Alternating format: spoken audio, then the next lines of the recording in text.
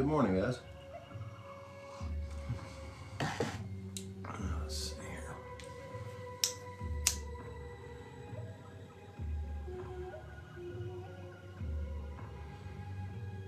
here. Hey, Terry, good morning. Just lighting an incense here.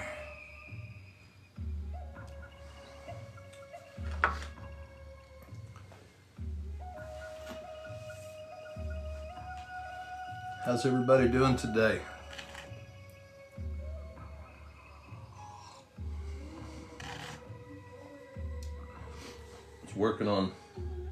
Yesterday I was working on those, that set of cash points that I was doing. This is where I'm at so far with the first three. That was those first three bifaces that I made live Monday, I guess it was.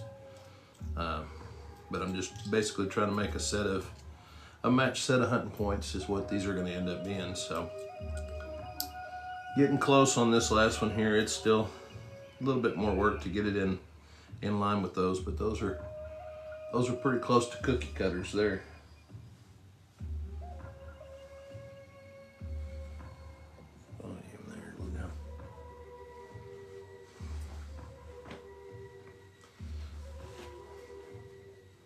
Now we got a few folks showing up now. Cool. I think I might work on this one a little bit, this stuff a little bit more today.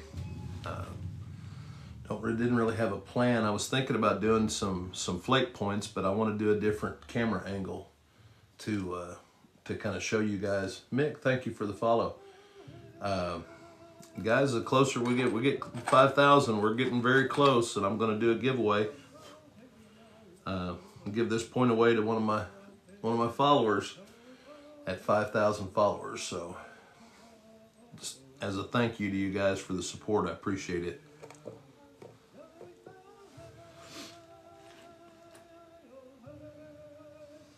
But I think I'll start to, I don't know, I may make a little Dalton out of this one. This is just, it's just too cool of a stone for that point style. So I think that's what we're gonna do today. So we'll make this into a Dalton, and maybe this one. Both of these pieces worked out really nice for that. This one's got some seams and stuff in it, but Callie, good morning. Oh, thank you for the gift. I appreciate it. So I think we'll start on this one. Gonna be a lot of pressure flaking today. I was gonna show, like I said, I was gonna do a kind of a whole live on working flake points, but the camera angle that I'm trying to get, you know, where this one sits, you guys can't really see what I'm doing for that small flake point work. But what I'm going to do is drop my camera in and get a lower angle for you, but I just didn't have everything set up for that today, so I apologize. See if we can do that on the maybe next week, do some flake points and that kind of stuff. So, but you know, it's like I've said a bunch of times, you do the same thing on a flake as you would on a big flat spall, you know, or a big piece. It's the same process over and over. You just change the size of the tool and the force that you're applying. And that's the only difference really between, you know, pressure flaking or indirect percussion or any of that stuff is just either the size of the tool or the amount of force that you're putting into it. All the angles are the same. So the support's the same. You got to do all the same stuff. It's just a matter of, see, like I just picked that flake went all the way across that, just a little, grab a hold of the edge with that tool and pull down. Let me get these edges kind of cleaned up, and then I'll show you what I'm going to do, and it'll make a little bit more sense.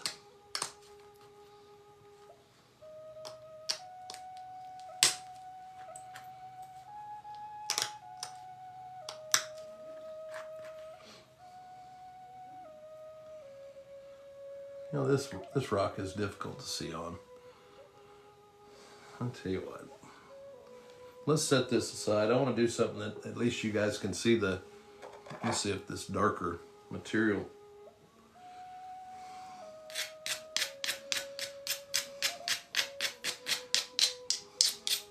Bear with me for a second here. I want to see how this. Hey, Mad Dog. See how this shows up on here as far as.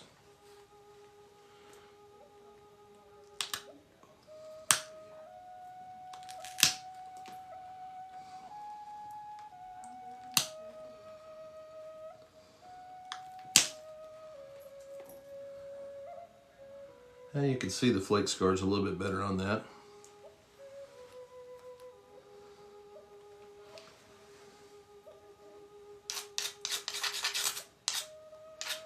All right, so I started at the tip on that. You can see those first couple of flakes, and this is that last flake that I took.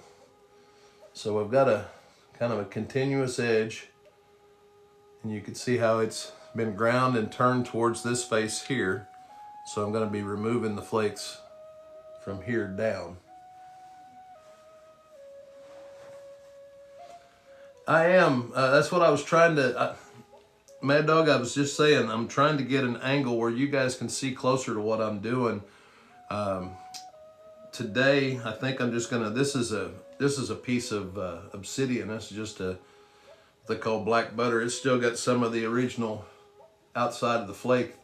This was just a flake of that. And I was just trying to come up with something that was big enough for you guys to see what I was doing and be able to see the contrast and all that stuff. But because it's essentially the same as working a big biface.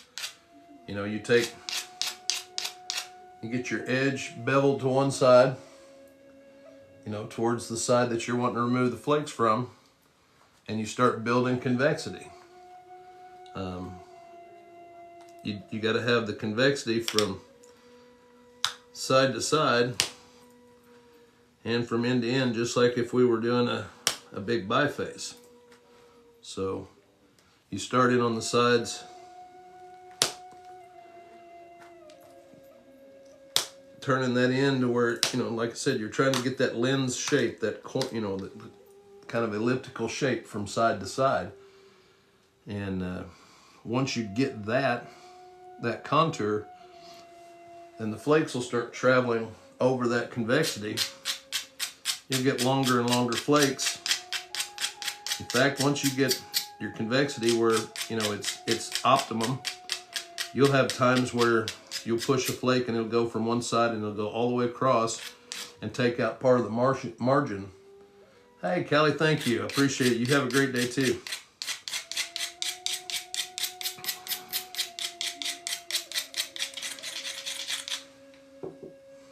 Now, I've got the same kind of setup. It's just beveled to this side, and you can see the remnants of that. Probably not, Paul. I actually had an invite to go to an event this weekend. It's kind of an invite only, and I didn't go to that. I'm probably going to be missing out on a few of the gatherings this year, more than likely. I've got the wife and I we're in the process, or starting the process of building a house, and you can sharpen. This is how you would sharpen an obsidian or any other chert, flint, sub-C will. But yeah, this is how you would sharpen any kind of a stone tool or a primitive tool. All I'm doing right here is just getting the initial shape. We're gonna make a point out of this, so I'm not necessarily sharpening it. I'm just shaping it and getting the contours where we want them to be able to make an arrowhead from them. It's got a little bit of a step here. Roger that. But yeah, you can use this same process to sharpen an existing point. or edge.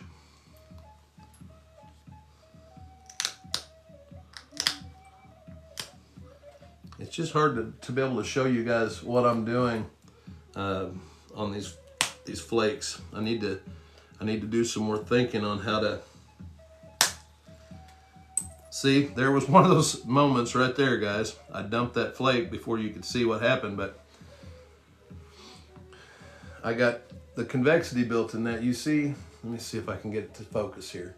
You see how that whole edge lipped out right here? That flake traveled from where I initiated the flake over here, and it traveled all the way across the top of that, and then took out part of the margin on the other side. And that's what I'm talking about. When you start getting your convexity to where it's optimal for the flake to travel. Good morning, Don. How you doing? But once you get it to that point, then your flakes, then it's not near as hard to get a flake. And that one started right here and went all the way across and took out part of the side of the margin on the other side over there. So, let's see, got a little bit of a step here. And all I did, I mean, that was just inward force and down, and that's all that flake was. There's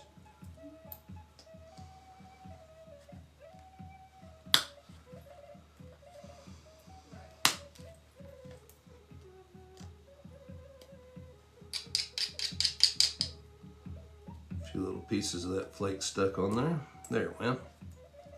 Sometimes you can just pick those off. You got to be careful. You sometimes can pick those right up underneath your fingernail, your thumbnail. And it's a little uncomfortable when you get a piece of obsidian or something like that break off underneath there. I do use antler. Hey, Silencer, good morning. But Subsea Will, all I use is stone and antler tools for heavier percussion and stuff. I've got a variety of hammer stones and larger antler billets, different hardness and size and density stones, and that's all I use.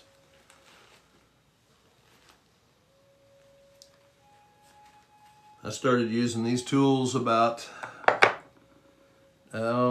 almost 10 years ago, going on 10 years ago, I guess, something like that.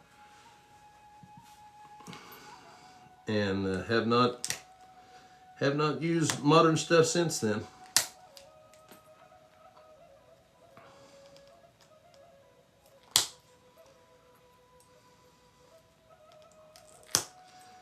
And I figure it worked good enough for a few thousand years. I ought to be able to muddle through it.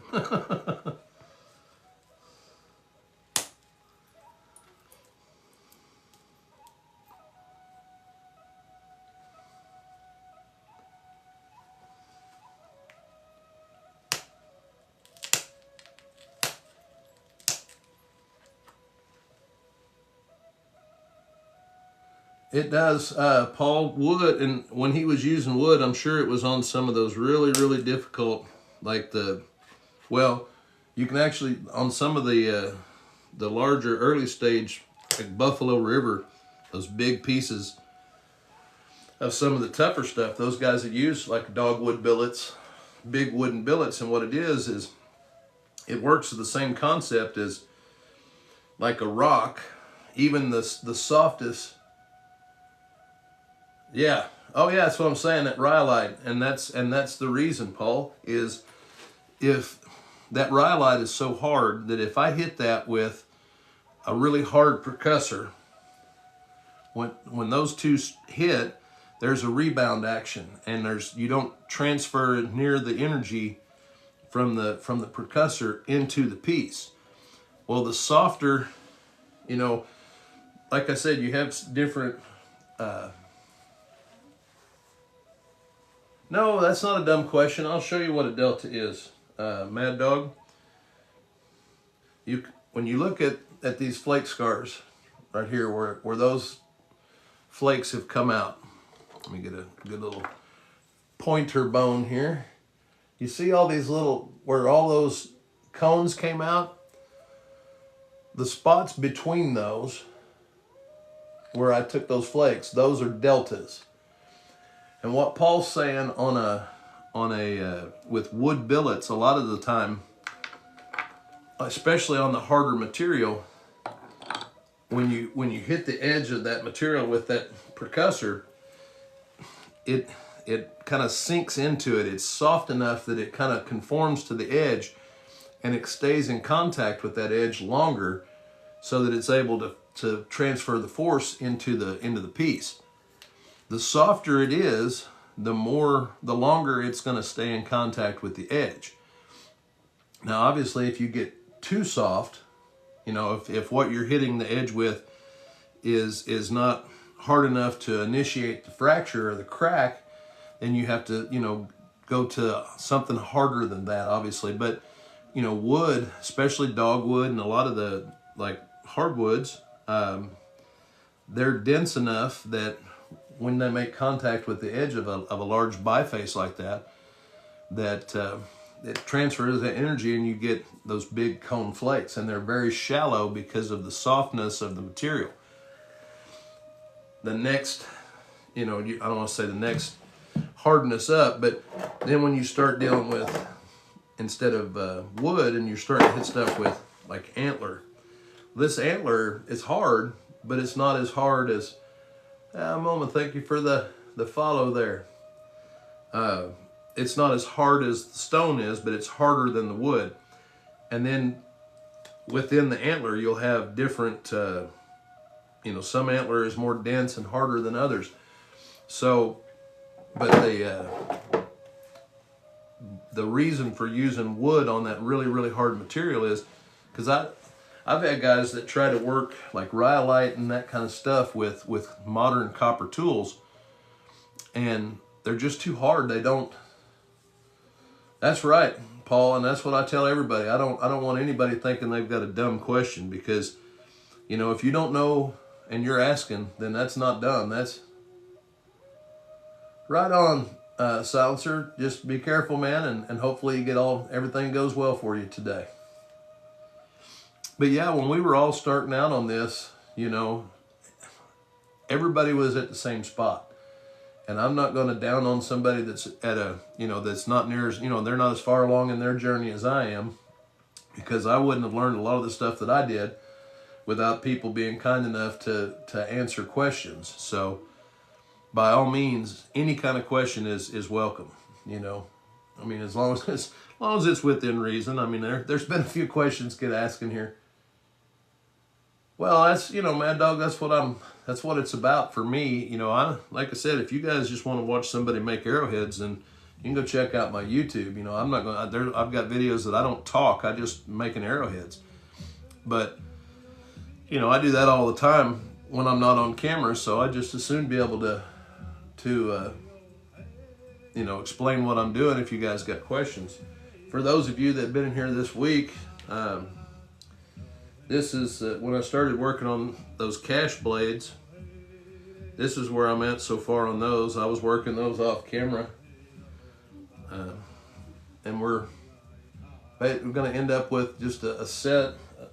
Let's see, where's the other pieces. There's the other bifaces I've got that I've been working down. Just basically trying to make a match set of dark points is, I think, what these are going to end up being. So, but yeah, Mad Dog,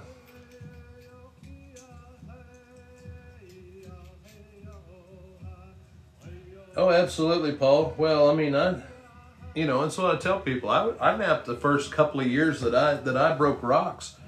I didn't even know other people did it. I built so many bad habits into my napping that I'm still fighting them. I still, and that's one thing I've said about you, Paul. Your technique for percussion. Hey, Belinda, good morning. But your technique for percussion and keeping that holding hand still, that's something that I struggle with. I struggle, anticipating the shot and moving my hand, and that's a flaw in my technique that I've probably learned somewhere down the road, and it's really difficult for me to kick it. But you know, if you guys think that flint knapping is different than any other skill, that you know, there's a right way and a wrong way to learn it. Now you'll develop your own style within that. But I use golf as an analogy with it a lot, guys. And if it, you know, if you guys are, even if you're not a golfer, it'll kind of help to explain it. Is that everything in between where that club comes back, everything in between there and when it strikes the ball doesn't really matter, as long as when you hit that ball, when that club comes down and strikes the ball, that it's in a position where it's supposed to be. It doesn't matter how you got it there, as long as when that area of contact happens, that you're where you're supposed to be. And there's a bunch of, you know, a golfer that comes to mind from way back in the day was Raymond Floyd. Ray Floyd had one of the ugliest swings I've ever seen. But at contact of the ball, everything was square and like it was supposed to be. So you can be fundamentally sound, but still have your own style. Me jumping like this with my hand before the tool makes contact with the edge is a technique flaw. It's not something that I forgot about some of those other stuff that we had to work in there. But it's me, you know, putting myself out of position at a time when it's gonna cause a lot of issues for the points. So, you know, I encourage you guys to ask as many questions as you can. I don't want you thinking, well, that's a dumb question or somebody will ask it. If you've got a question, ask it, and I will do my best to answer. But I would encourage you to watch as many flint knappers as you can, because just like I said, I mean, I learn by watching other people, and even, you know, even if you're learning what not to do, you're still learning. And I don't mean that in a bad way, or, you know, I mean, you can watch a brand new person and they may do some little something in their style or their technique that you think, wow, that would really work well for me. And you can incorporate that into what you do. Yeah, see, and Kurt, that's what I'm saying, Paul. Curtis has got his own style. I've napped with him at a few nap-ins, and he does have his own style, you know. But at the end of the day, you know, it's kind of like I was saying, like with watching somebody else's golf swing. You know, I mean, the #1 golfer in the world, Scotty Scheffler, does stuff with his feet that everybody is like, what in the heck is he doing? Look, he's dancing around on the tee. You know, that you're not supposed to do that. And yet there he is, #1 in the world, because at the moment that he makes contact, everything is correct. You know, before and after that really don't matter, as long as you're where you're supposed to be. And it's much the same with this, as long as the, you know, if you're applying pressure in the correct direction with the, you know, all that, everything works. It doesn't matter what it looks like getting there. I mean, I've seen guys,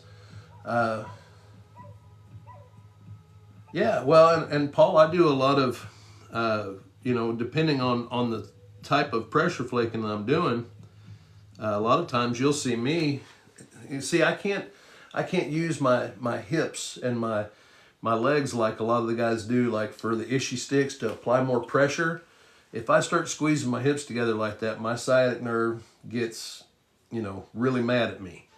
So what you'll see me do is, it's a way that I'm exerting the same force and probably more force, I think. The way that I do it is, instead of compressing with my legs on my hands, let me get this set up and I'll show you if I can turn and get away where you can see me.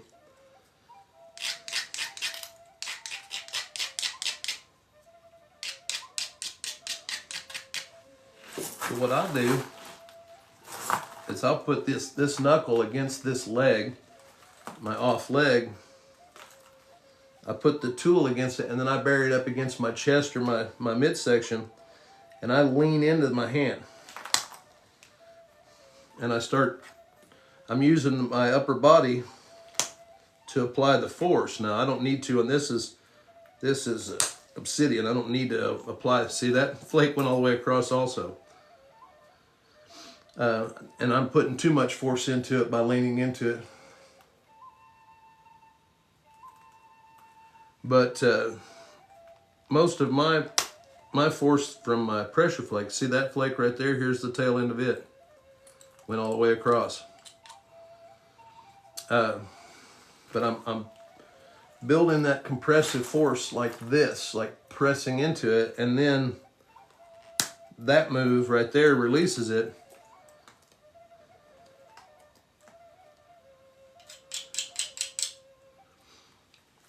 I need a good flake here, so.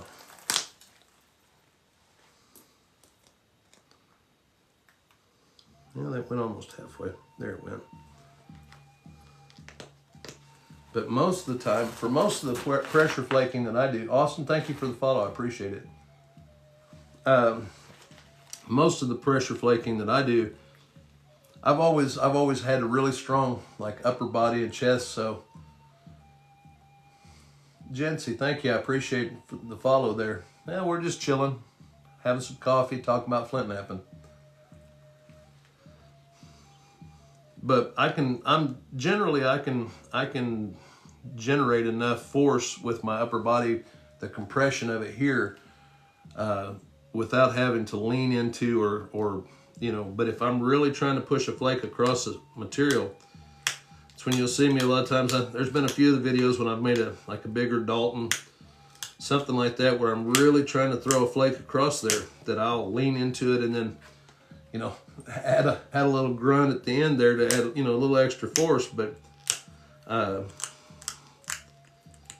you know, when that's what I use, or the technique I use when I'm really trying to push a flake off. But most of the time I can just use my hands, and you'll build up strength in your hands from doing, you know, it's kind of like playing guitar or something. When you first start playing guitar, your fingers hurt, your hand gets tired because you're not used to it. And then after you do it for a while, you know, you build up muscles there, and you build up, you know, calluses and all that stuff. So it's just a matter of doing it past the tough, you know.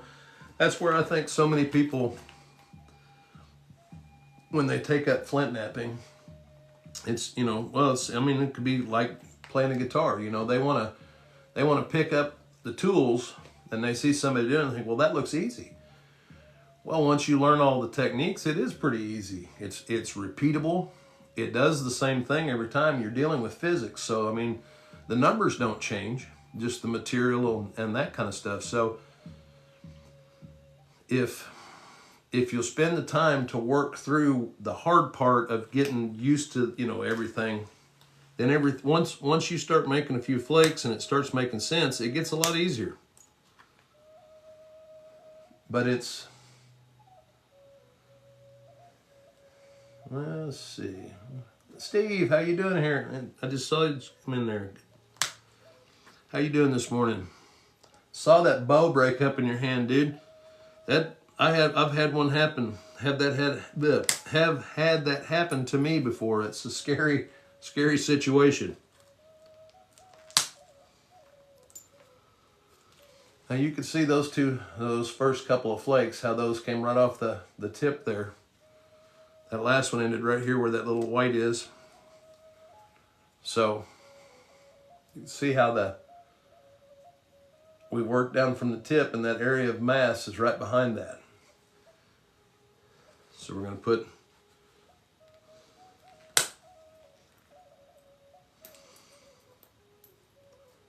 that flake. Well, like I said, you can see the line that I'm working down and taking that mass out of there. Gabriel, thank you for the follow.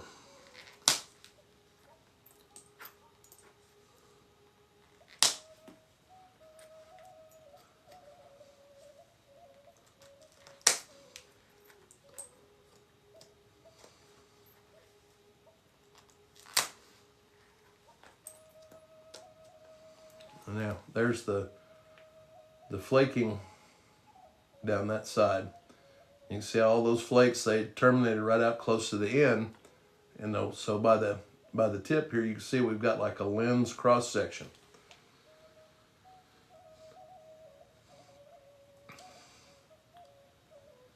Got just a little area of stack right here that try to take down off this next series. But guys, this is the same, you know, as if you were working a big spall or anything else. You adjust your edges, you try to get, you know, an angle where you can get under an area of mass. You set up a platform, you apply force, and you take off the mass. I mean, it's over and over and over the same thing. It's just the situations will vary, but once you've done it long enough, you'll just start recognizing, okay, well, I need to lower this edge to get. Now we're going to see if this will work. All right, you can see that area, that little stack right there off the end. And I just beveled that entire edge with it towards this face. Now what most people, well, that when they make a mistake, they try to go right at that little stack, right in the middle of that. They want to take off the mass that way. But it's just like while we were working down that edge, you take off from the edges of it, or the margins, and work towards that to isolate that area. So I'm gonna get a nice sharp flaker here, because I want, these are going to be little smaller flakes to start it with.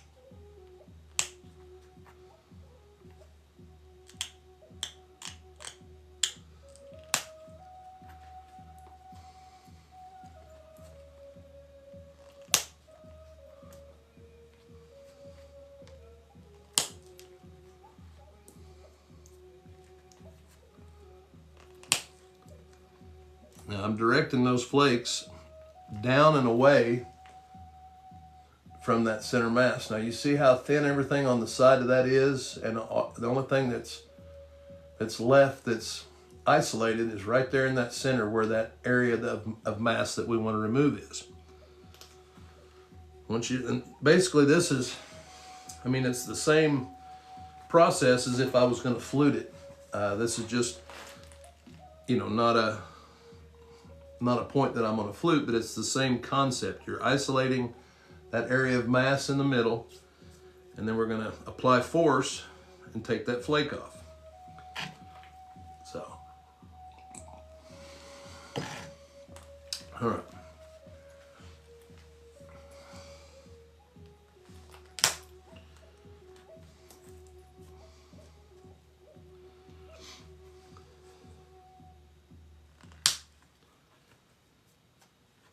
Just clean up the edges now. And that area of mass or stuff that we had there is now gone.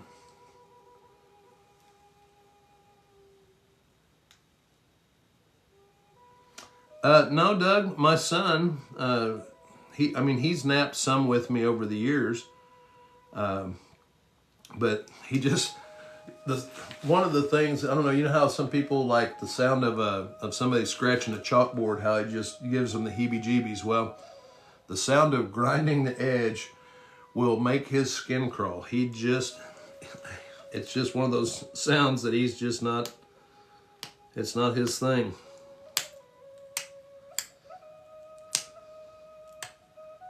He appreciates the history of the stuff, but it's just not his forte.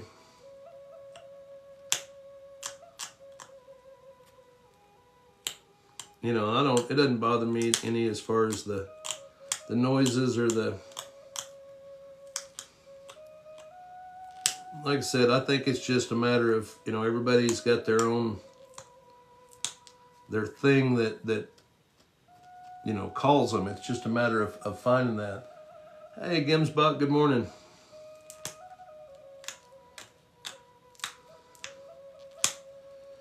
But he's into photography and and does a lot of, I mean, he's still an artist. He's a heck of a musician. I can't get him to play in front of anybody.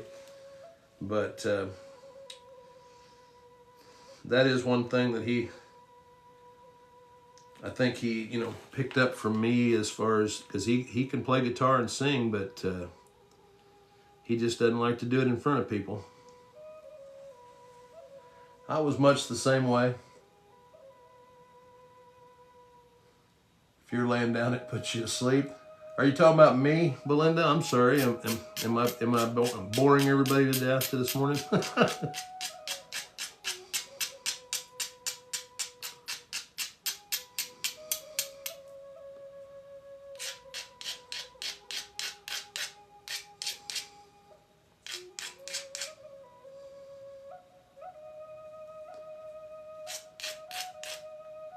Well, good. I'm glad it relaxes you. I don't want to bore people to sleep, but yeah, that's, you know, that's one of the reasons I play the music that I do down here. You know, I mean, I nap to different stuff a lot of times, but it's easier to do, you know, to do this over something like that instead of trying to listen to. I listen to a lot of like Tyler Childers, you know, that kind of. Oh, like red, I call it, it's like rebel bluegrass kind of sound to me. It's Appalachian mountain music. All right. But yeah, it relaxes me too, and it kind of, you know, I told you guys I've got ADHD, and, you know, it's something where I'm able to kind of focus in on something and not have to think about anything else. So that's why sometimes I get a little bit off subject with you guys, as I kind of lose track of where I'm going with it or whatever. All right.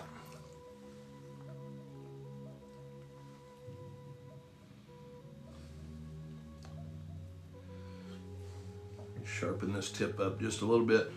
And when I get towards the end of a piece like this, you'll hear me say something like, I want a sharper tool.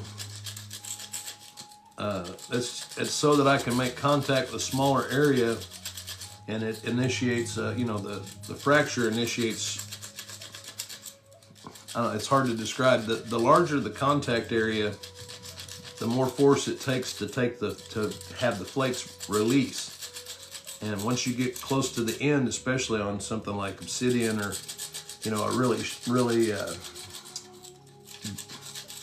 like easily broken material, you don't want to have to put too much force in there. So you want to make contact with a small area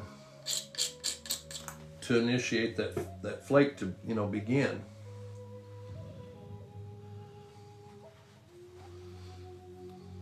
On this side here, we've got a few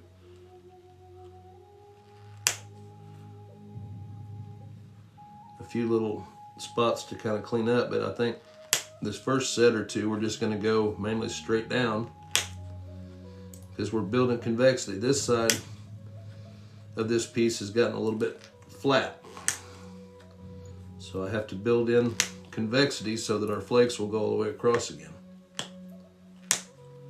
And what happens is a lot of times you can see, I mean, these are going out here a quarter of an inch or so, and that's where they're ending right there in like a, it's not a really bad stack, but I'm just trying to build some. Yeah, well, Doug, that's what a lot of, you know, I told you guys, I have yet in almost 30 years of flint knapping, or right at 30 years, have I ever made a point that I said, wow, that one's perfect, that's exactly what I wanted. You know, every single point that I've ever made, I can find an imperfection in it. I can find a flake that I didn't like, or, you know, I wish that it had been thinner in this spot, or whatever it may be. And I think that's what drives me to get better and better, you know, to try to improve. You know, for me, I think complacency is one of the worst things that I can get.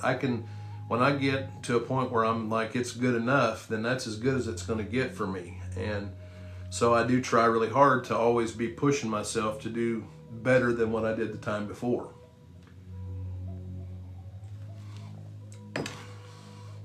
You know, and that's why I'll tell you guys a lot of times, I'm not in competition with anybody but me.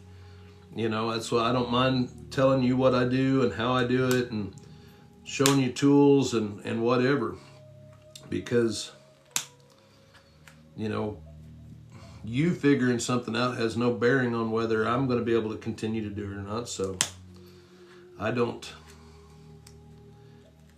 doesn't bother me at all to share that information with you guys.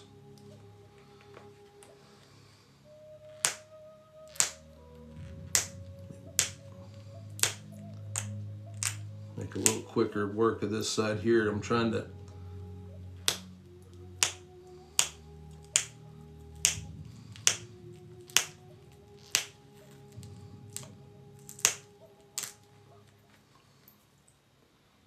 all right, I got some of that out. There were a little bit of stacks that were starting there. I was kind of worried I may have messed up, but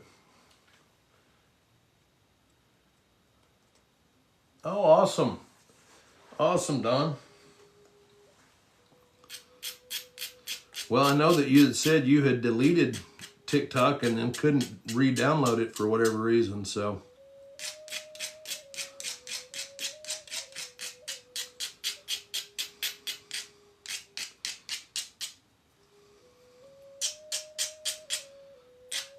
See now, guys, at this point,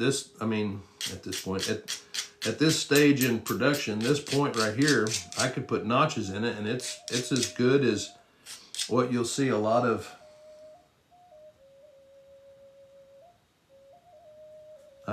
you know, what I'd call field grade, or, you know, just the average arrowhead that you pick up.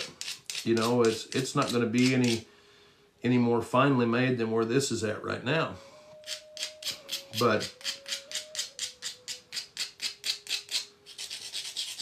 like I said, this is one of those where I'm going for a nice thin, you know, evenly shaped biface.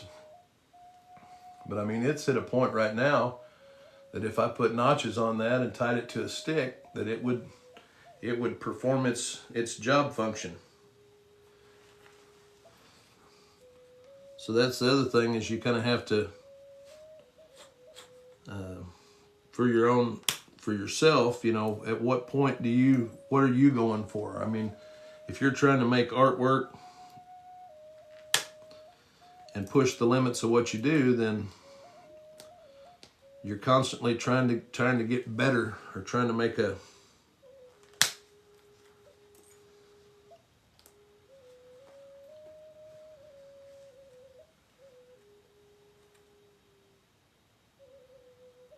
rock fuel, he says.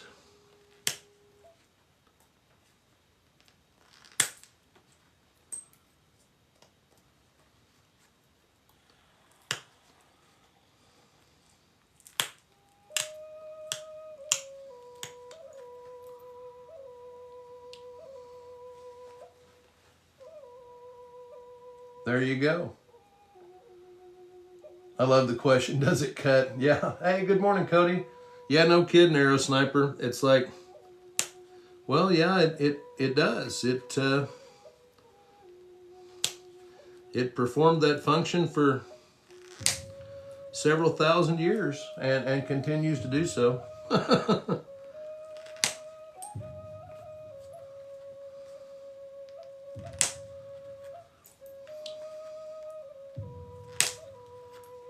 Oh, see, there's another one of those. Like I said, once you get into this where our convexity is really nice, you can see that flake started here, went all the way over this other side, and actually, oh, absolutely, yeah. Are they functional? Well, yeah. You know, you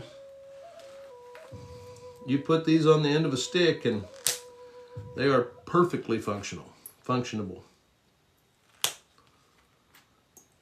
And will do exactly what they're intended to do. Now you can see how that margin over there, you see how that little rounded out area, that's where that flake traveled over and took out part of my margin on that side. Oh, thank you. I appreciate it. Yeah, this is we're working just with a piece of black butter obsidian, just a flake of it. I was showing, I think Mad Dog was asking about working flake points. We've been working down I've got like this style of point kind of stuck in my head right now, because I'm making a set of atlatl dark points from a matched set of bifaces that I've been working on. These are just a bunch of pieces of my local stone, these lighter colored ones. And then these are the bifaces I'm working off of. I'm trying to make a...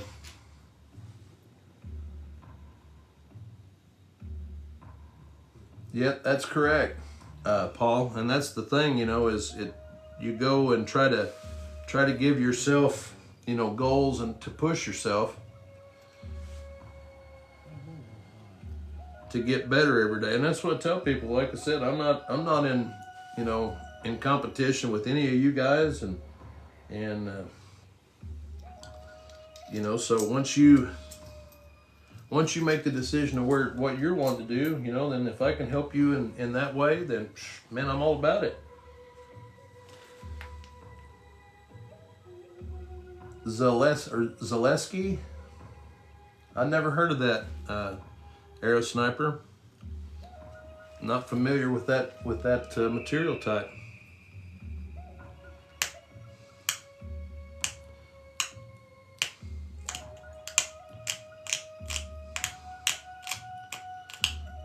I don't work a lot of this piece here. I've got a big piece of this black butter obsidian. I mean, like a big piece. I've got about a 30-pound.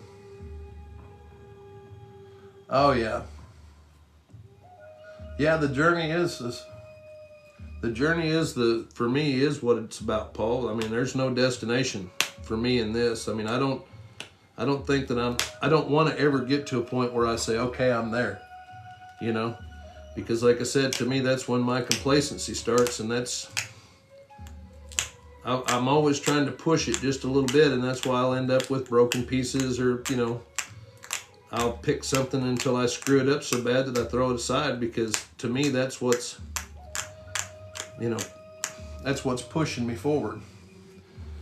Yeah, you're not too far from Flint Ridge. That's awesome, Arrow Sniper. That's some beautiful material up there for sure. I have worked some of that. It's super pretty stuff, and the colors and all that.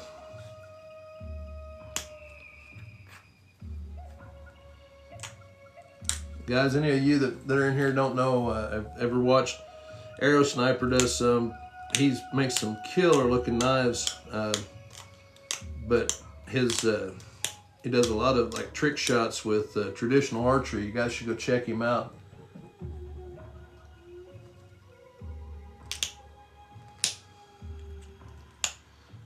I've been threatening to get my archery equipment out and get warmed back up a little. I haven't shot in a while. I've been threatening to get it back out and do some shooting. We may do that this spring. Get out and embarrass myself a little bit.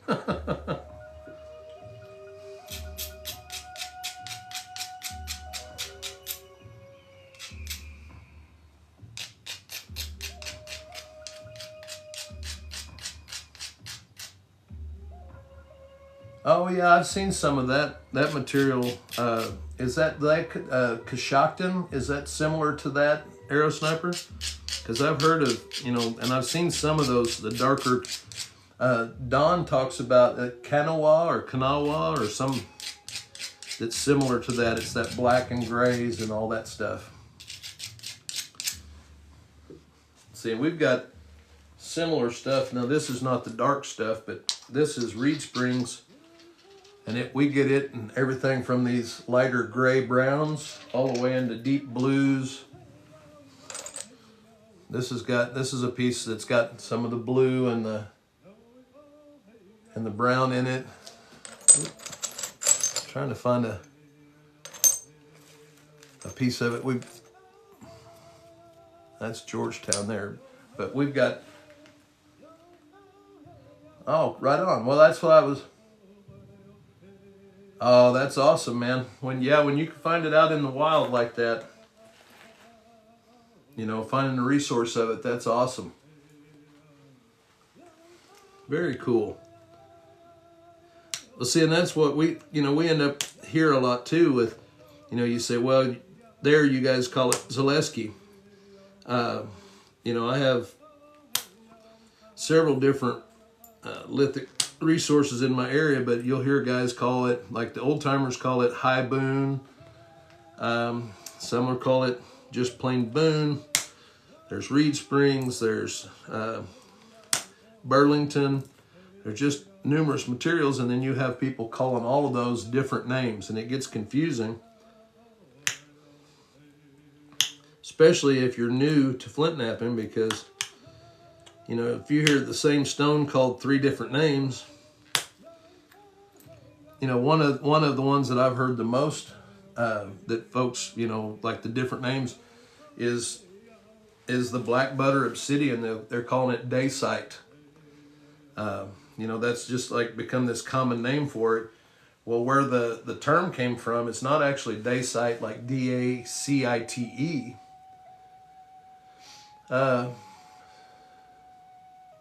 Yeah, Travis is good resource with a lot of that stuff. He sells some material. I'm friends with him on several other platforms, but yeah, this stuff here, they're calling it dacite, but it's not dacite, but the spelling of what they called dacite was Daysite, and they were referring to an area where they were digging the material during the day site, and that's it.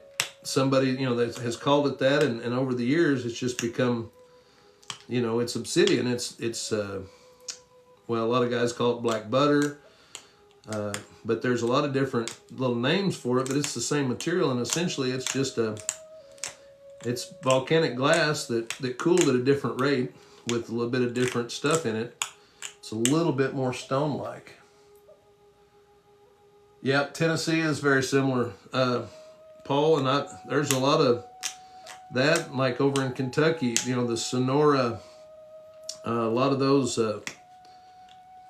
what's it called, the hornstones and all that stuff, they're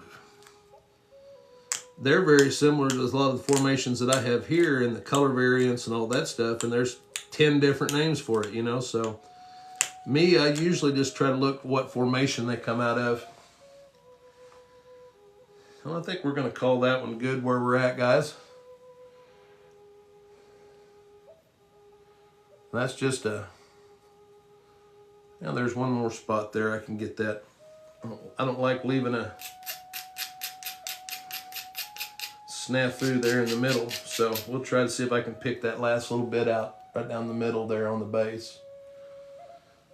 But it's the same as what we did before, is I'm going to come in from the edges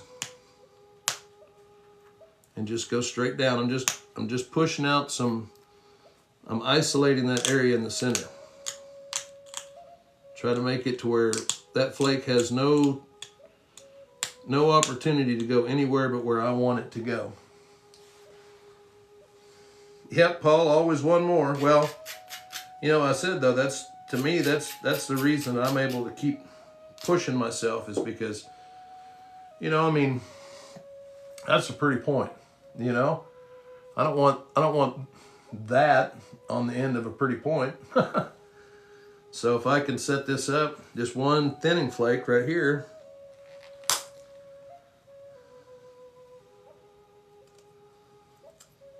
just like that. Get the remnants of that off there.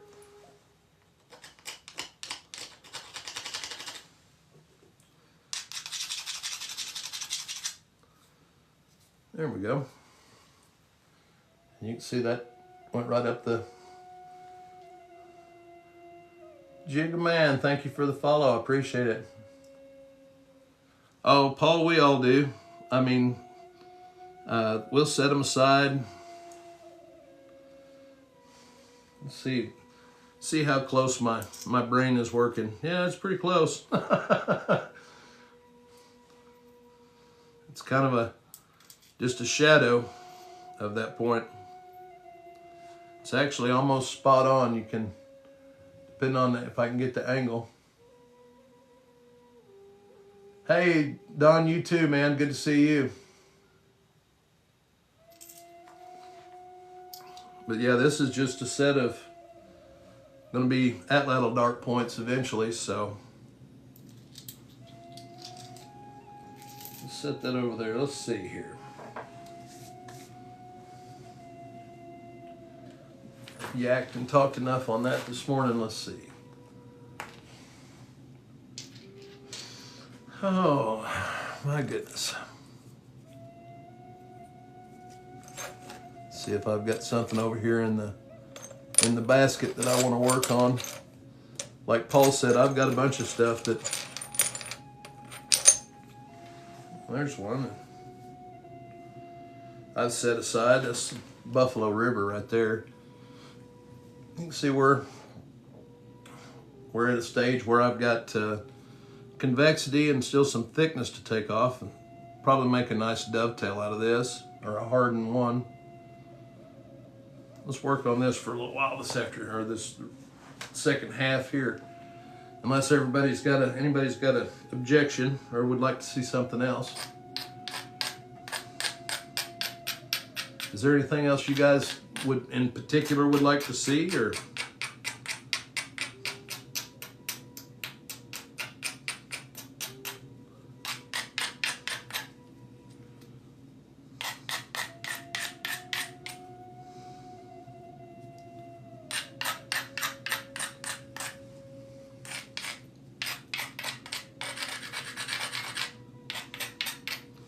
Now see, you can, this area we've got a little bit of extra mass on this side. So I'm gonna, that's my platform. I'm gonna start from either end and work towards the middle for this area of mass right here.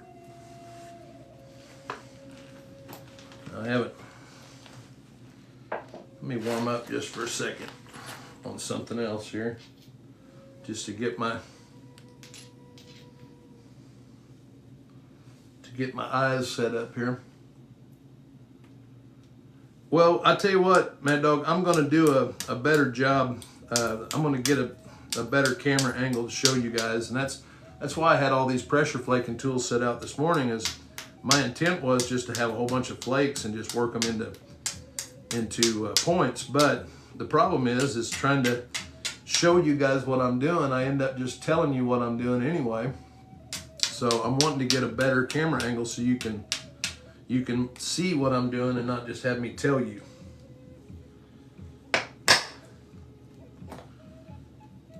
So that is I'll see what I can do about that. Now tomorrow, maybe a little bit of a shortened, well, truthfully guys, I may skip tomorrow's live and just do maybe a live on Saturday or something instead. I've got an appointment to take my dog to get her nails clipped. It's her spa day, so she's such an inside dog. Her feet are just as tender as they can be, and her nails grow out because she's never outside. I mean, you know, 5-10 minutes to go to the bathroom, and every once in a while she likes to walk around the yard a little bit, but otherwise she likes to come right back in. Hoopla, thank you for the follow. So tomorrow she'll get a nice warm bath, and then I'll take her and get her nails done. The lady that trims her nails, there's a grooming place here near us, and they've got one of those like lowering table with the little strap that goes underneath them, so they can basically lift them up just a little bit. It cradles them, and that's the one thing my doggie does not like, her nails being messed with, or her feet. So as much as she listens to me and does what I said, I've tried to trim her nails, and she'll let me do a couple of them, and then she's had it and she won't cooperate. So we go to the nail spa. she's a little bit spoiled. If you guys haven't figured that out from my lives yet, she kind of rules the house for the most part.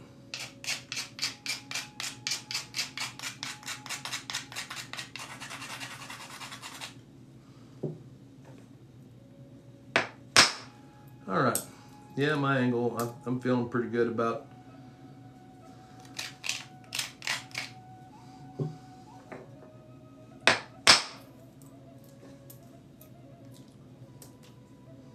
I'm getting that pretty thin. All right. Yeah, she's a handful for sure, Melinda.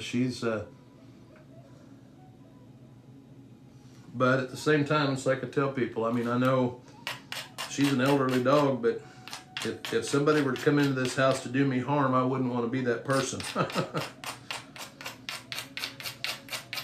My old girl, she kind of piles around like she's, like it's pretty rough, but if it came down to it, there would not be any hesitation to her at all.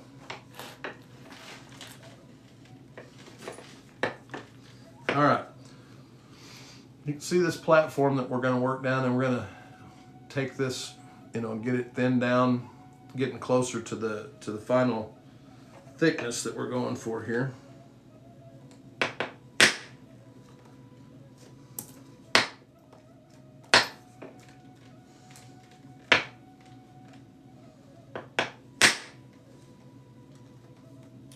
It's a nice flake right there. And you can see how just those first two flakes, all that mass that's been removed from underneath there. Yes, Justin, this is Buffalo River.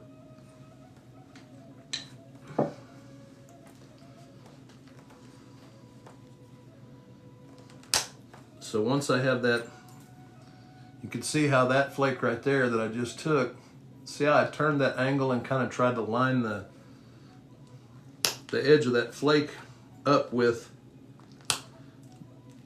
the mass that's going to come off there next.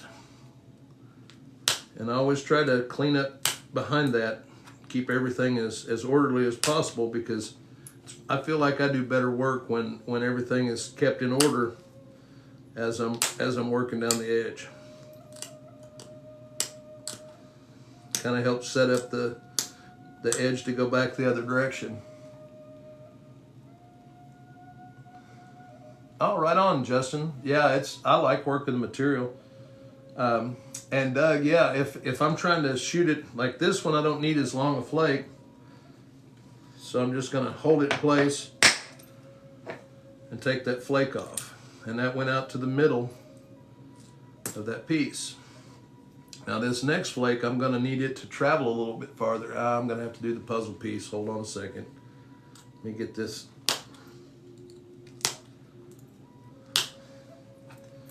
They think I'm sleeping.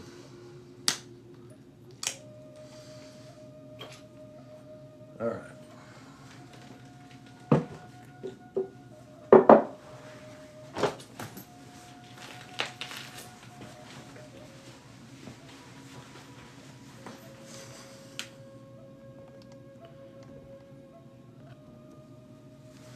All right.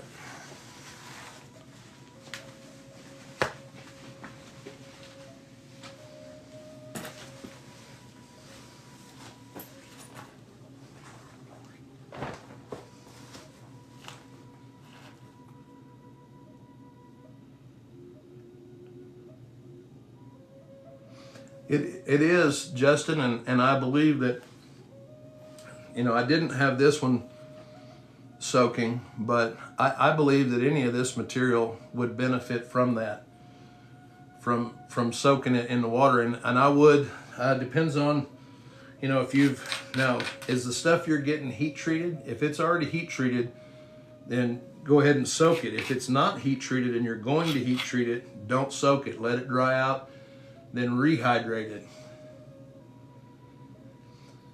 But okay, so no, it's not heat treated. It's just raw buffalo. Then if that's the case and you're not going to heat treat it, then I would, by all means, I would put it in some water.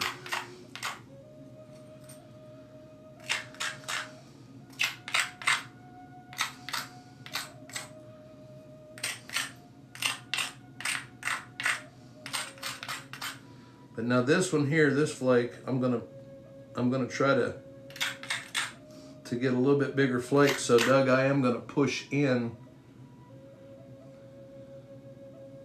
Oh yeah, Kenosha, I've got, this is that stuff that I got from, some of it that I got from Terry. This is a biface that I was working on the other day. And as soon as I'm done working them, I'm putting it right back in this water so that it stays hydrated.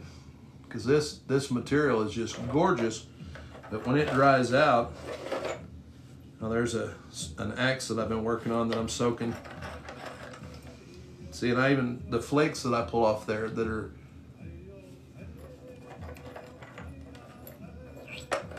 hey man. Hey GM Sierra, how you doing? Yeah, it has been a while. This is a piece of local stone that I'm trying out, soaking it in there to see if it will improve the workability of it. And I've got another little biface, and I've got another container over here that's got several pieces in it that are soaking also. So, what did I do? Oh, there it is. Something to wipe my hands off here.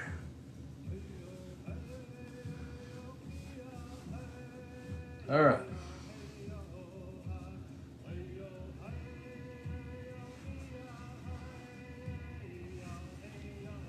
All right, let me get back in the groove here and see if we can thin this piece down a little bit more.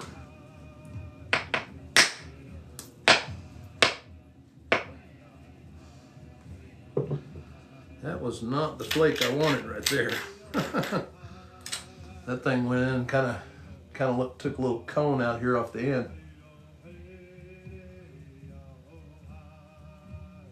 Yeah, no kidding, right?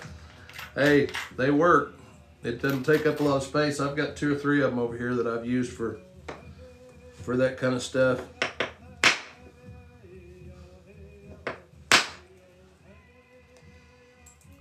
I cleaned up some of that, went out into this area. Now I've got an area of mass right here that I'm trying to remove. You can see how that's isolated now somewhat.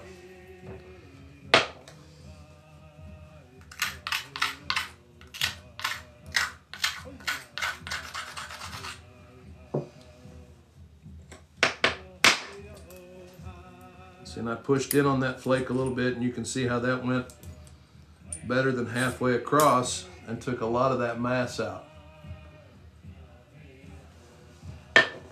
Now I'll just clean this up. And you can see the amount of mass that series of flakes just took off of that piece.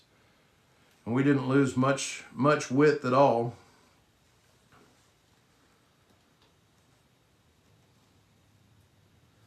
Get everything kind of relined up here.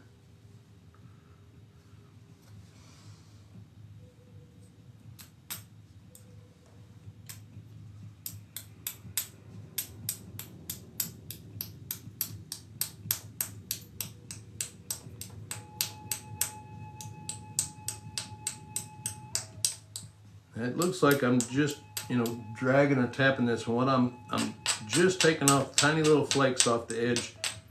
Trying not to remove too much of the edge, but in the areas where I'm wanting to strengthen the material up, trying to get just a more beveled platform that I can set this tool on.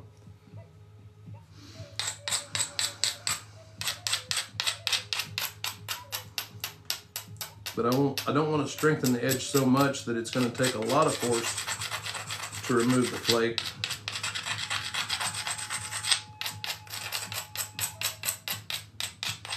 But enough where it's not going to go out there and stop before it travels the distance or the.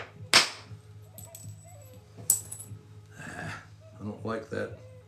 That flake does not make me happy.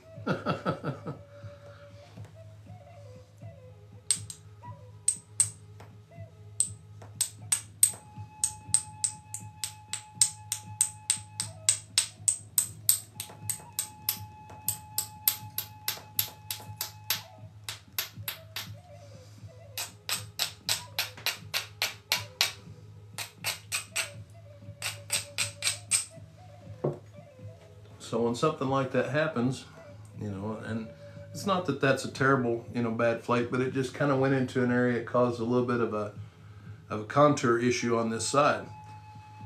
So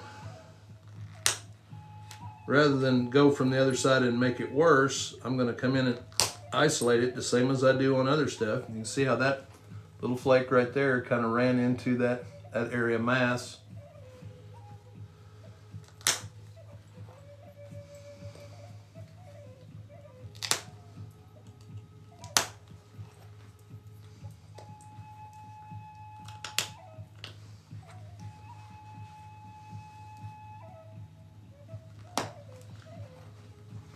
All right.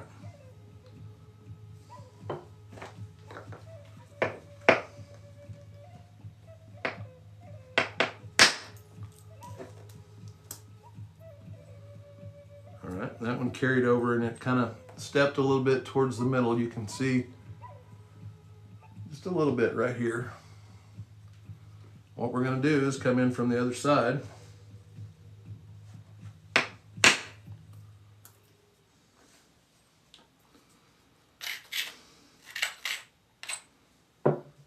An isolated platform is the same thing over and over, guys. Even when you're fixing where a flake's gone where you don't want it to.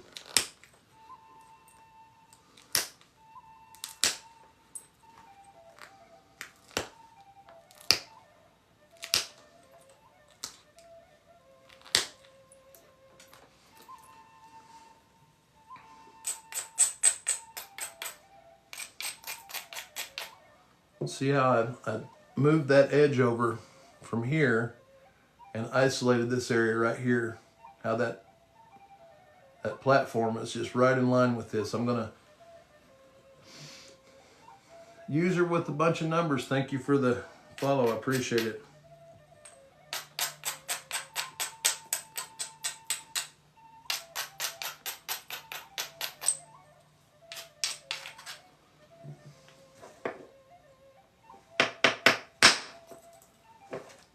See, and that cut right through that area.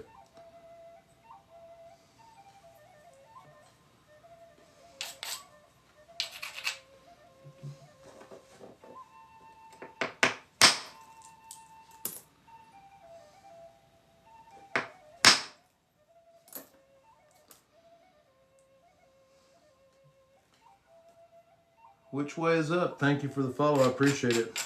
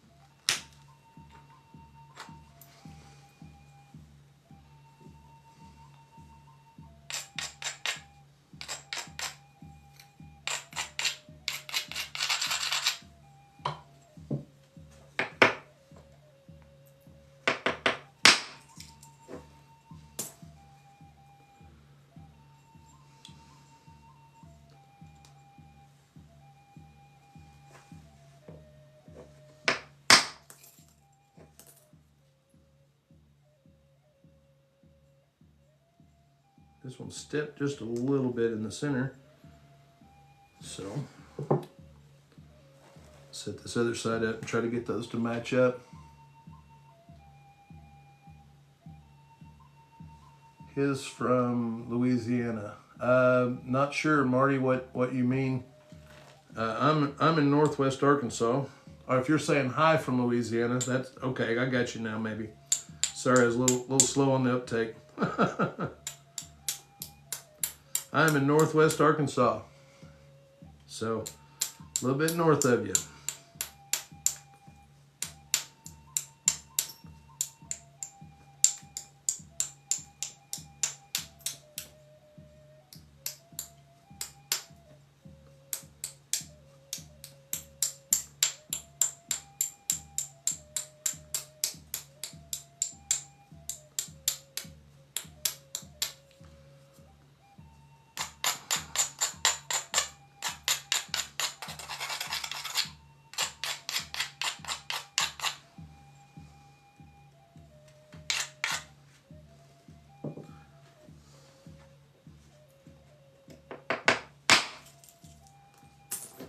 See, that one ran right into the back side of where all that kind of trash stuff was.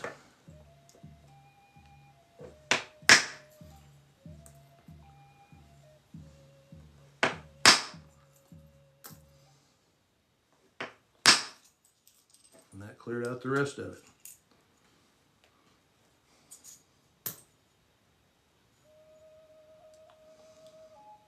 Now you can see where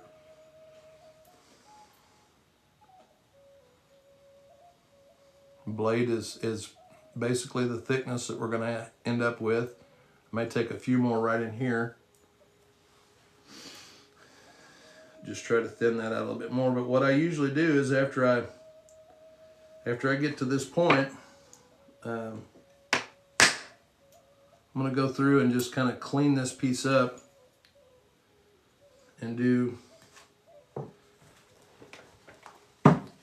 like a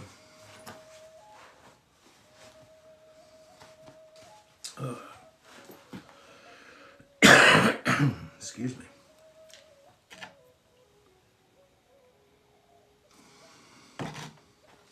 I'll tell you what, our incense is out. Let's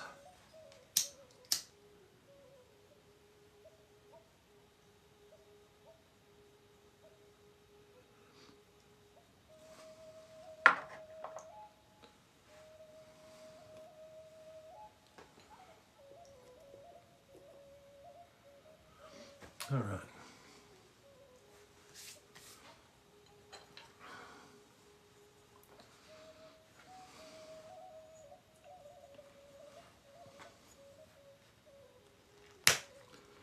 And you can see how jagged that edge is, and it's not uniform. It's not, you know, everything's not set up. So what I'll do is I'll go back with the pressure plate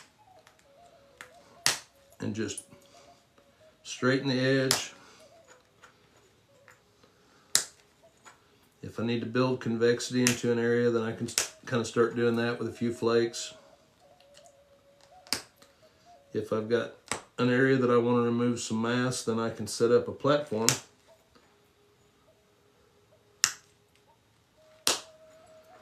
I think pretty much everything on here, on this side, is I can pressure flake off.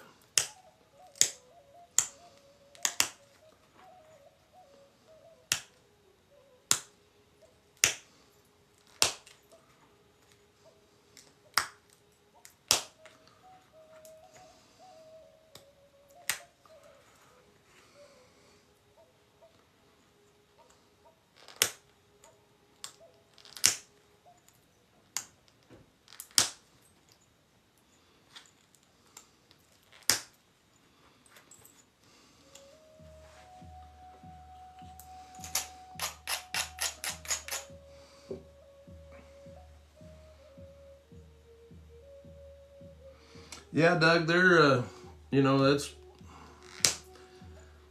depending on the point style. I do tend to make thinner points for the most part, but depending on the point style, like these dovetails, you know, they're typically a little bit more of a more robust point because they were being used, you know, like it's a knife. So you're wanting a little bit heavier edge, but you know, this thing, even though the profiles looks thin and its width to thickness is pretty good, in the center of this point, it's still, I don't know, that's probably a little less than a half an inch in that thickest area. And I'll take a little bit off from basal thinning here. But, you know, this point's going to come in probably, 6 to 1 width to thickness ratio. And that's, you know, that's well within the range of what that point style would have been. You know, I've seen dovetails that were, you know, like 4 to 1, half an inch thick and a couple inches wide.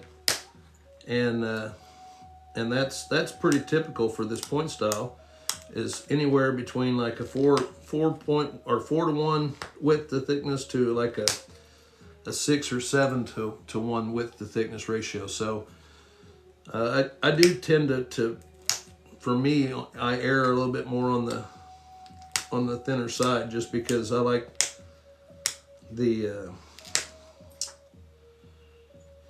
edge thickness. For me, it's not as much about making a thin point, it's about, you know, the resharpening of that point. If you're sharpening on thinner edges, it's easier to keep your convexity. If you're trying to push pressure flakes off of a really thick, chunky edge, then you're just not going to end up with, the tool that you end up with is not as well made. And for me, that's, at the end of the day, that's, you know, it's not about trying to make a thin point, but it's trying to make a point that when it would have been reworked or sharpened, it would have been, you know, a useful tool to do that with.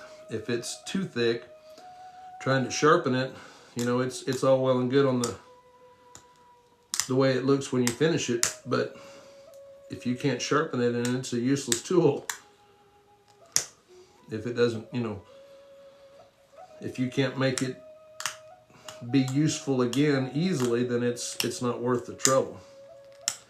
And granted, most of this work that I do, most of it does not end up being used for its intended purpose, but several of my pieces do. You know, I hunt with and use, you know, my knives, and in the process of making other stuff. So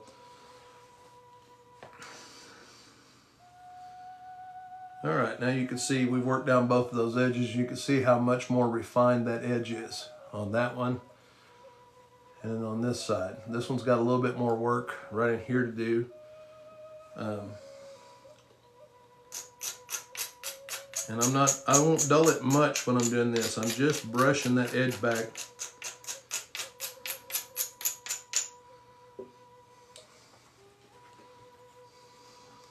I'm just taking little small adjustment flakes off the little deltas that are left between my bigger removals. Kind of tapering those in.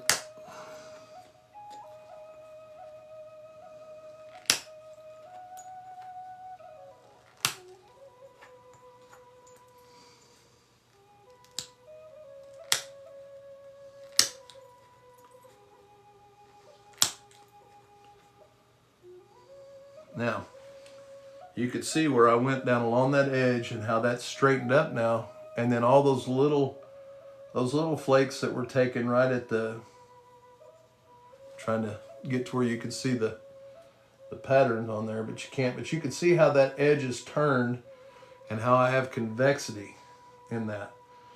And that piece would be, you know, a lot easier to sharpen.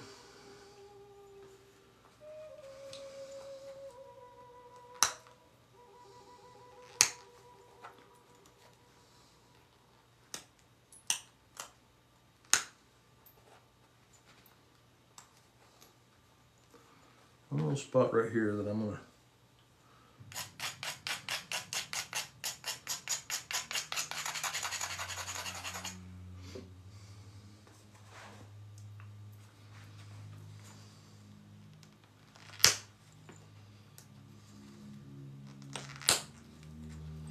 there we go.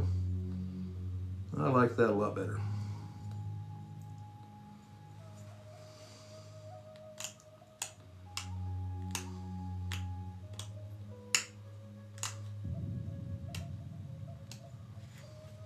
All right, now I've got an area of thickness right here in the base that I want to lose a little bit of that,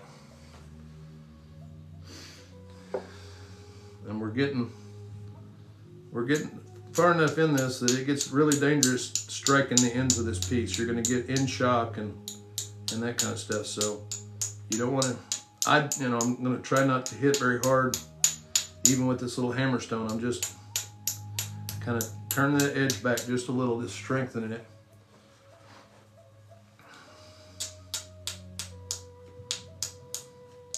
Plus, I'm trying not to lose too much of the length of this. You know, obviously you want to try to make as much out of the piece as you can.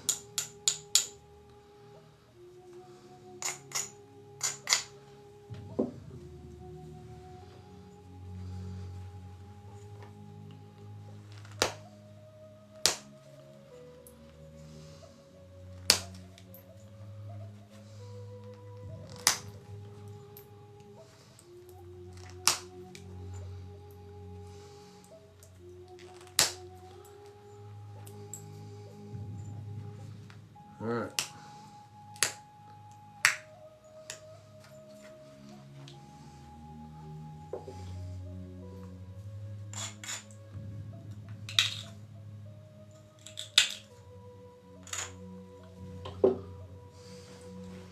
Let's just try a little.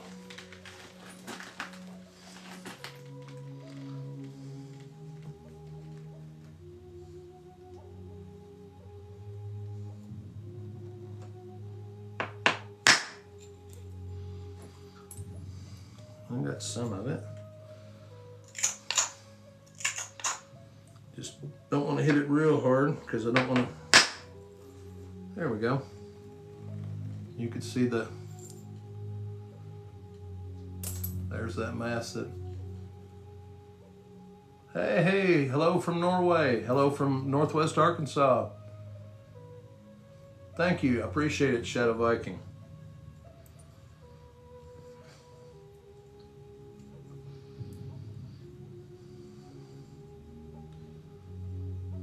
All right, just looking over any other balance issues that we have here.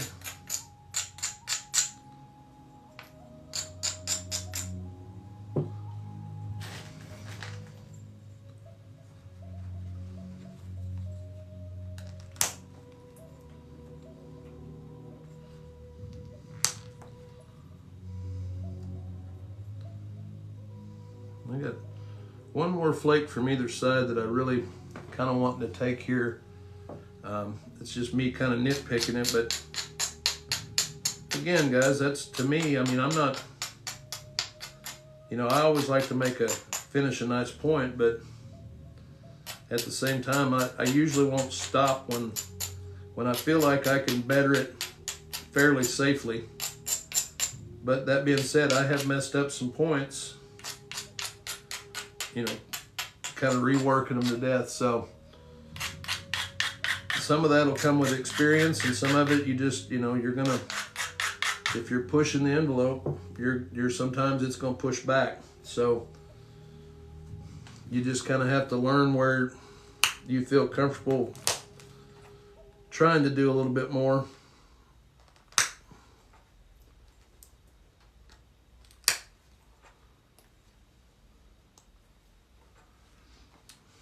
I think I can get one more nice little thinning flake right here. See how that went all the way across to there and thinned that base out really nice. Shay, thank you for the follow. I appreciate it.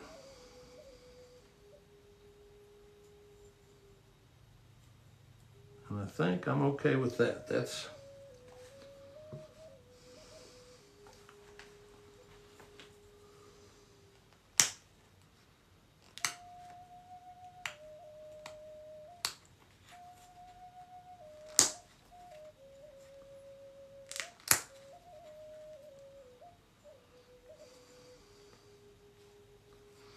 all right. Thank you, Doug. I appreciate it.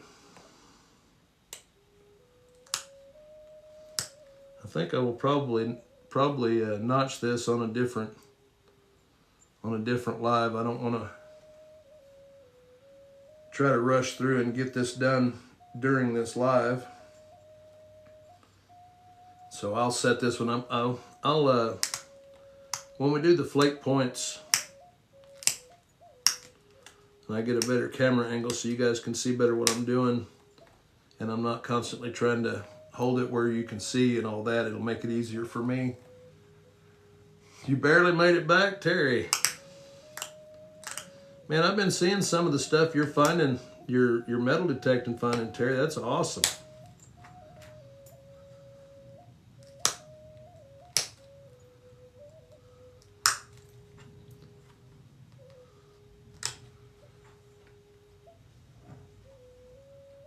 I don't even, thank you for the follow, NKXSI. Don't even know how to pronounce it, but thank you, I appreciate it.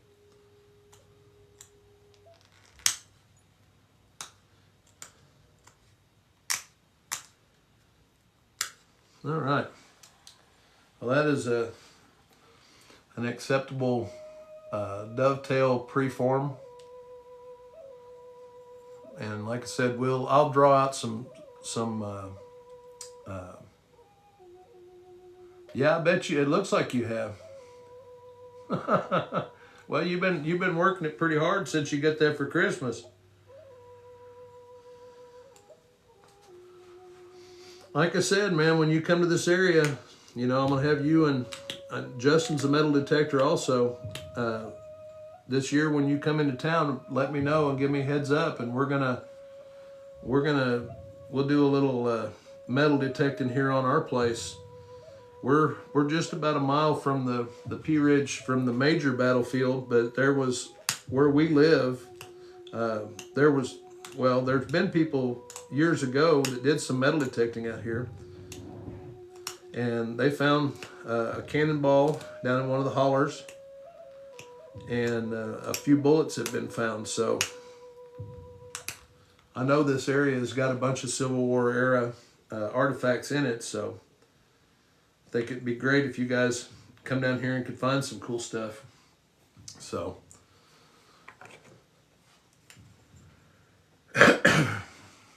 yeah, I'm looking forward to it too. That's something that sounds good to you, Justin?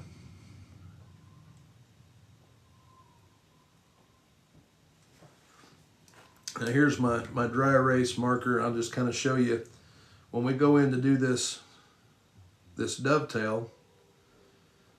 I'm going to come in, let's see. Well, that wouldn't be a dovetail, that'd be more hardened like. The base needs to be a little different on this. If I'm going to do like a true dovetail,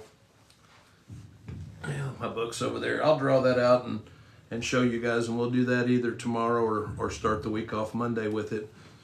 But from what I started with, you can see that's a really nice uniform blade. All right, we got about a half an hour here. I'll tell you what, guys. Let me look into the bucket of awesome here. Here's a little creek cobble. Let's see if we can't. This thing is literally as thick as it is wide, so anything that we get out of this is going to be a win.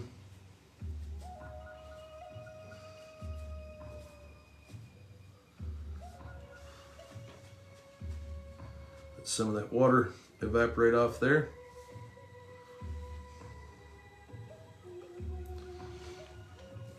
Now that is just a chunky, clunky piece of material, but it is so beautiful. It's like I said, this is, you guys have watched me enough that if I think there is a point in there somewhere, I will definitely spend the time and work it down. Go with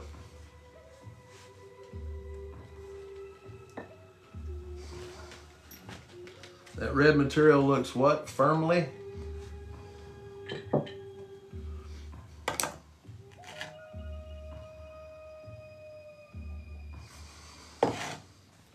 All right. So just like anytime I'm looking to do, to make a point, you kind of look at this piece and where you think the largest section that you can get is, and then try to keep your point in that plane. And for this one, it looks like kind of like right on this ridge, and then this stuff is going to be removed. So, oh, right on. Oh no, Terry, it's there's nothing wrong with the shape at all. Like I said, guys, I actually enjoy working stuff like this because you have to it's a puzzle and you have to figure it out. And if you work material like this, you'll get better than if you're just working perfect spalls and stuff like that. This will actually it will actually make you a better flint knapper. And I don't get stuff out of everything, but I can pretty much most of the time get, I can manage to get a tool of some kind out of the rock. We'll take a few shots with this larger punch.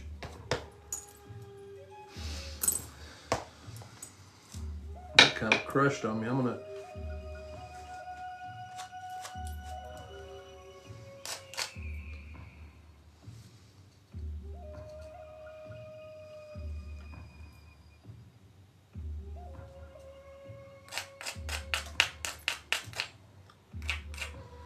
try to really put some power through this and take some of this direction off.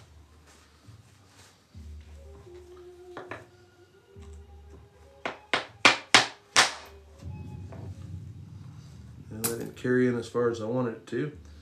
That's all right. We can do a little zigzagging around and see if we can.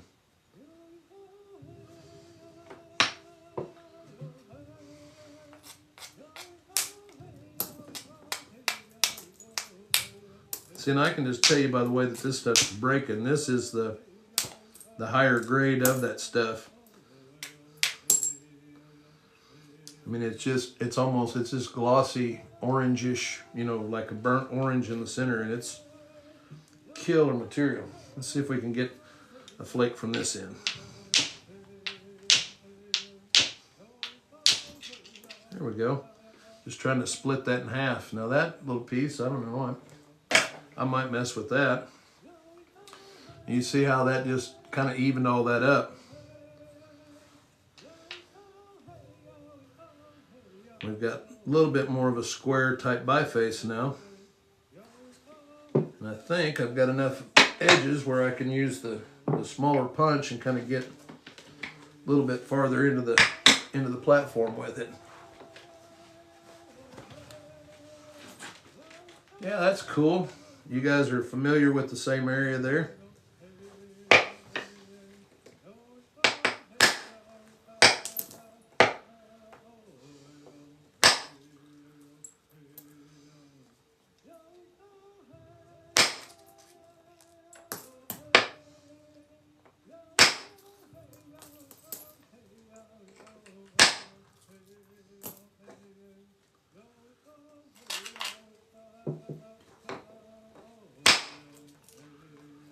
Right now I'm just trying to take and start getting a working edge where I can start building convexity, and you can see already that's going from this square edge and it's kind of tapering it down and it's turning it in basically into a big turtleback.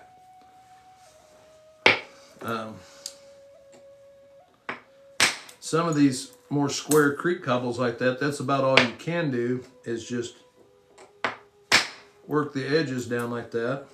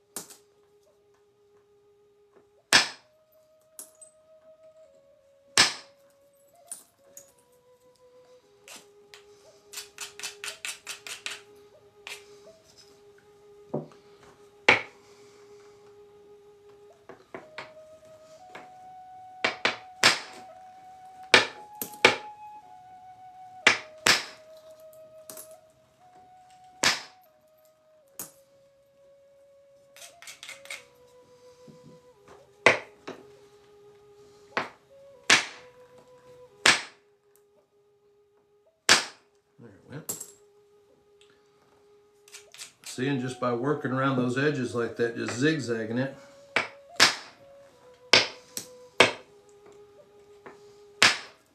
trying to develop a working edge. Now instead of that square edge on this side, we've got, just a big, thick, chunky biface, and we've got a little bit of that rounded area right here.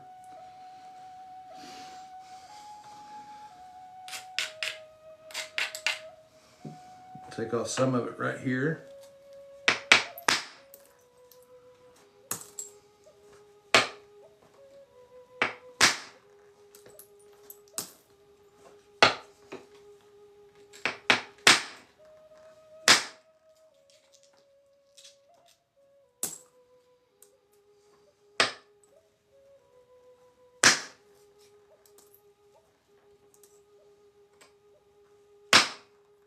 Well, that crushed a little.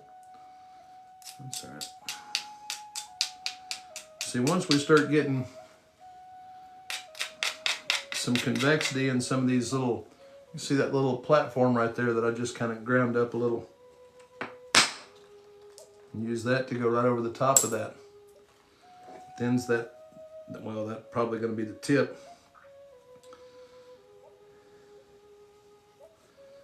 And now it's just like any other kind of edge. You're just trying to turn each platform towards an area of mass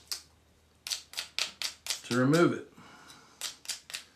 Just like always, you want to try to thin your base and your tip. Yeah, it's looking pretty, Terry. There's a lot of that pretty red stuff and orange in there.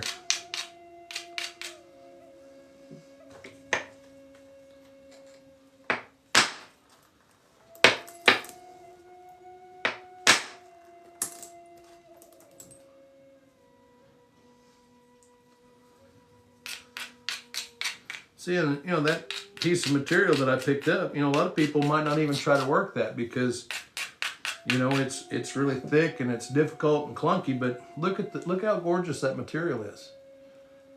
I mean, made it to town. Well, right on, Don. I'm glad you made it safe, ma'am. Shoot, we haven't had to deal with any kind of bad weather here for a week now. It's been, or more. It's actually, we've had days, we had one day it was 76 degrees. Which is just nuts for early February here in our area.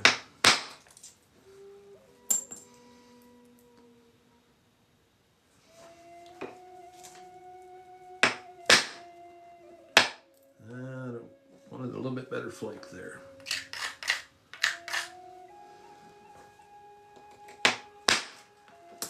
Like that one.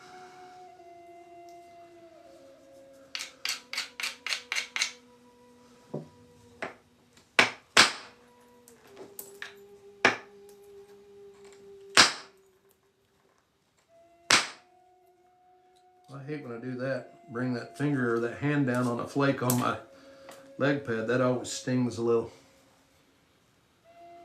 Wow, Don. Yeah, you guys are getting a lot of rain. There's a lot of flooding going on around the country now because of all this stuff. Well, I hope you're safe and everything's okay for you.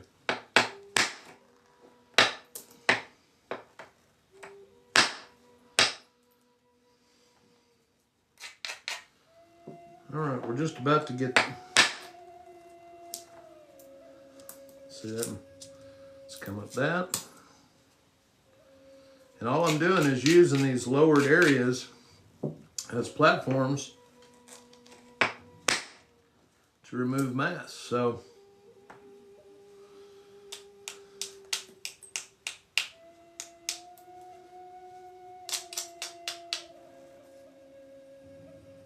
yeah, that's with all that snow melt and the rain, I imagine it is pretty messy there, isn't it?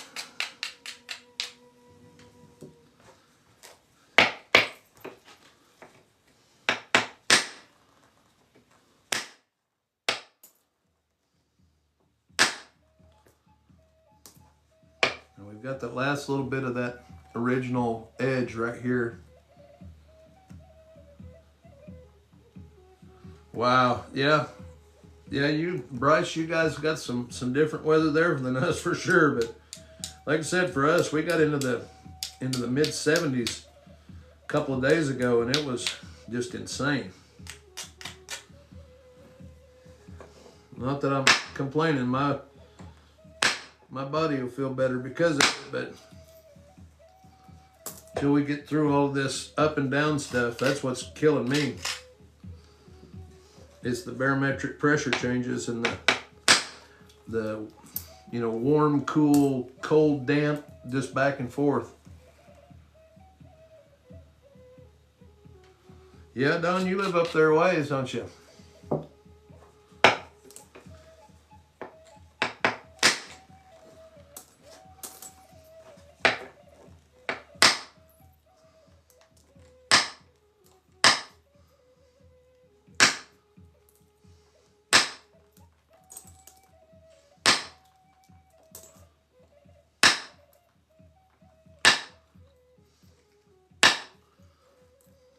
All right. And we got this last little knob here in the center, and it kind of is lined up with this other. Yeah, that's what gets me, Bryce, is the temperature swings to and from, and all the moisture and all that stuff, man. It really does wreak havoc on me for sure.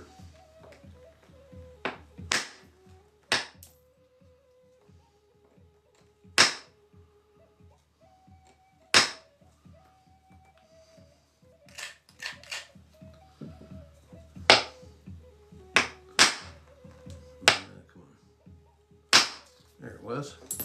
Just trying to hook into a little bit of that platform.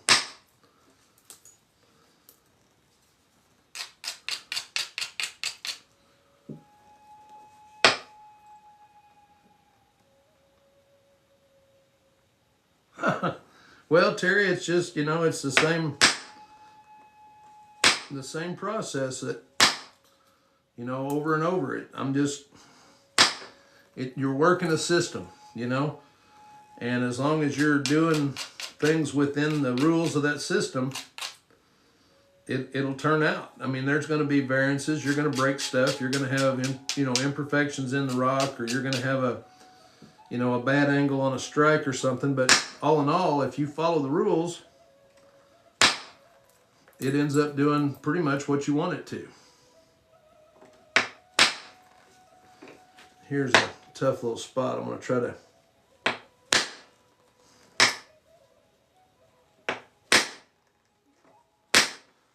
It's a real steep angle for this punch, so.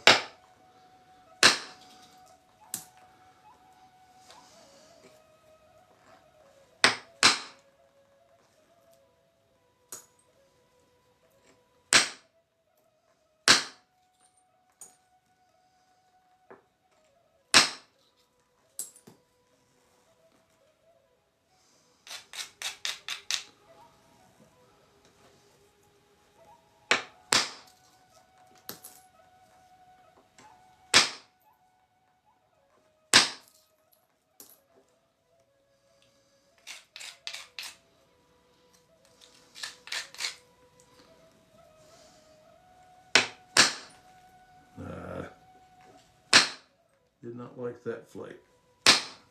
There we go, that's better.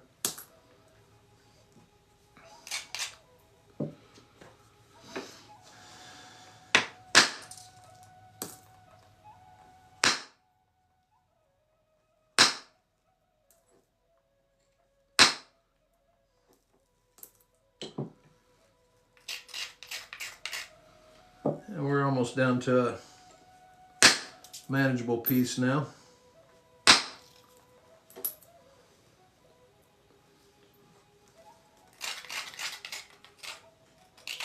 We haven't lost too much. I mean, there's some size to it, but when you're dealing with something that thick and that much edge stuff to work around, you're going to lose some size on the piece. But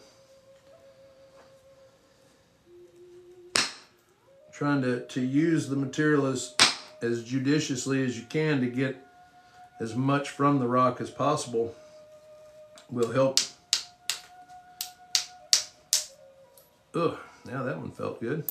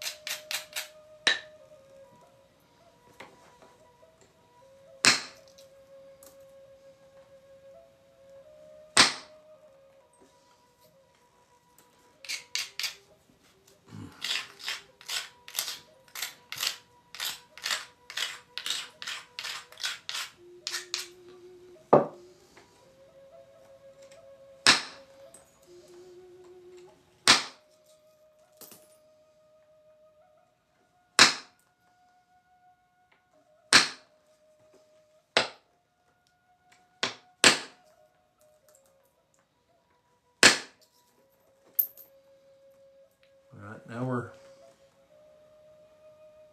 thinner still. A little bit of mass here to take off.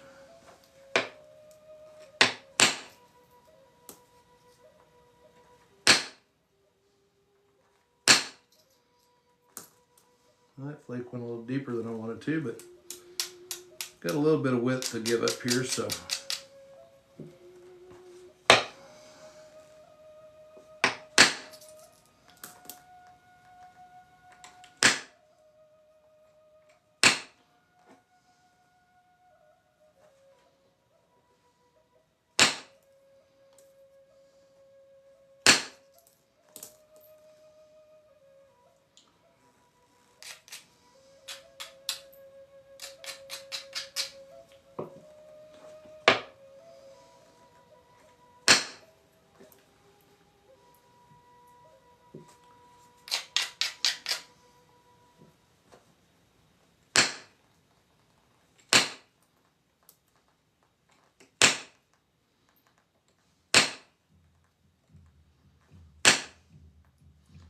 Just about to have to redress this tool. It's getting a ridge or a groove developed in it. And that groove is a little deeper than the bite that I want to take on the edge of this. And so I've got to really watch how far on that platform I'm putting the tool so that I'm not trying to take too big of a flake. All right, there's where we're at right now. I got a little bit of area right here, mass. There's a little bit of a ridge here, but all in all, I mean, it just needs a little refinement and some pressure flaking work, and I'll work on that probably in the next day or two or whatever. But I'm gonna put it back in the water so that it'll be nice and hydrated for the next time I work. Look at that pretty red chip pile down there. There's all kinds of color in that. All right. Excuse me. Well, guys, I appreciate everybody coming in today and hanging out. We're getting close to the end of the deal here. Is there anything you guys would like to see coming up here? I know a couple people have wanted to watch some flake points. Doug, I haven't forgot about the heart that you want to watch me make. Like I said, I'm just now starting to get back where I feel decent again. So I'd like to go at that one when my hands are fresh. Quartz crystal. I don't have a quartz crystal big enough to nap, but I have napped it. 5 bag. I have worked with quartz crystal before. Now I was recently working some quartzite, which is,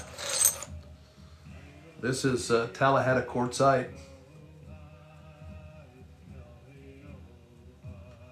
Yeah, Roland, I haven't worked that opalite yet. I got sick there first part of the week when I was planning on doing that, and I've been really weak feeling. So bluestone, I'm not sure what you mean by bluestone 5 bag. I've got some Reed Springs that gets a blue color to it, you know, in some of the areas that I hunt it. But I'll dig through my stuff, guys, and we'll. Pappy, good morning. Any do I have? I'm not quite sure how to answer that 5 bag. I've got all kinds of rock, but whether I have the type that you want to see me work, I can't tell you that. I don't know. But all right, I think I'm going to get to the post office today. Well, good deal, Doug. Like I said, I haven't forgot about you. It's just I wanted to give that piece of material, do it justice, and I just haven't felt completely on my game since I got sick. So, hey, Bubba, thank you, man. I appreciate you coming in and saying hi. But yeah, I'll put some more material, guys, together, and we'll do something here in the next few days a little different. So we're to the end of our little day here. You guys take care of yourselves. I'll be on here tomorrow for a little while, but then I'm gonna skip out early. So I gotta take my dog to the nail salon, you know. So thank you very much for hanging out with me this morning. Take care of yourselves and those around you, and keep chipping.